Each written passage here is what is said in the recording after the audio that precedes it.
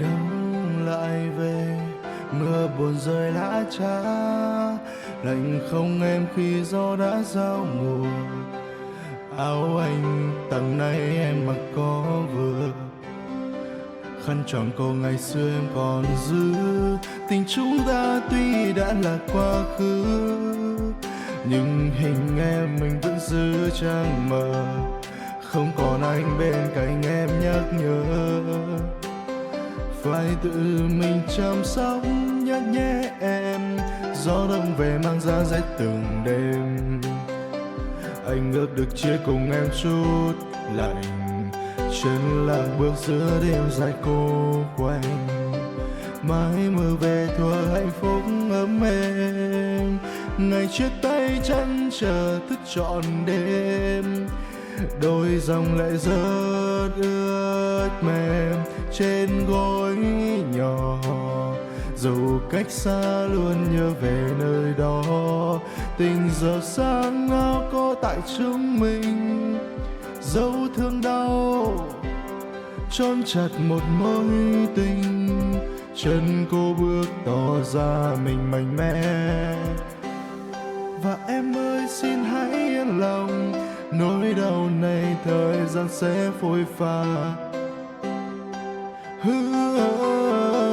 Khăn tròn cổ ngày xưa em còn giữ, tình chúng ta tuy đã là quá khứ, nhưng hình em anh vẫn giữ chẳng phải. Phải tự mình chăm sóc nhớ nhẹ em. Gió đông về mang giá rét từng đêm, anh ước được cùng chia cùng em chút nắng.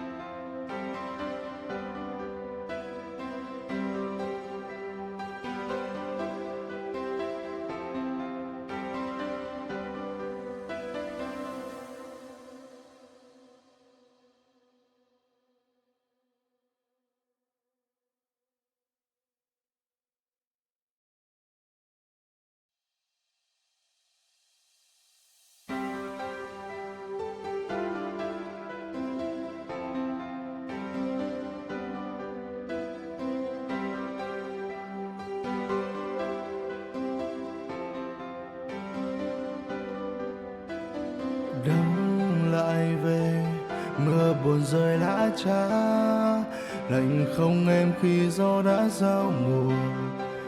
Áo anh tầng này em mặc có vừa, khăn tròn cô ngày xưa em còn giữ. Tình chúng ta tuy đã là quá khứ, nhưng hình em mình vẫn giữ trang mờ. Không còn anh bên cạnh em nhắc nhở, phải tự mình chăm sóc nhớ nhé em. Gió đông về mang giá rét từng đêm, anh ước được chia cùng em chút lạnh. Chân lạc bước giữa đêm dài cô quạnh, mãi mơ về thuở hạnh phúc ấm êm. Ngày chia tay chân chờ thức trọn đêm, đôi dòng lệ rớt ướt mềm trên gối nhỏ.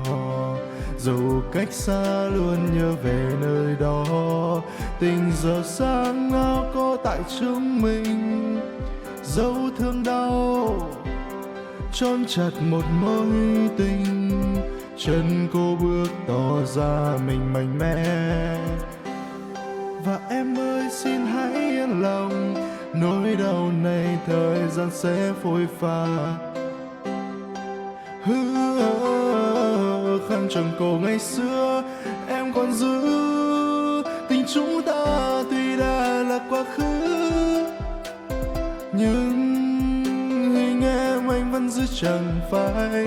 Phải tự mình chăm sóc nhớ nhẹ em. Gió đông về mang giá rét từng đêm. Anh ước được cùng chia cùng em chút nắng.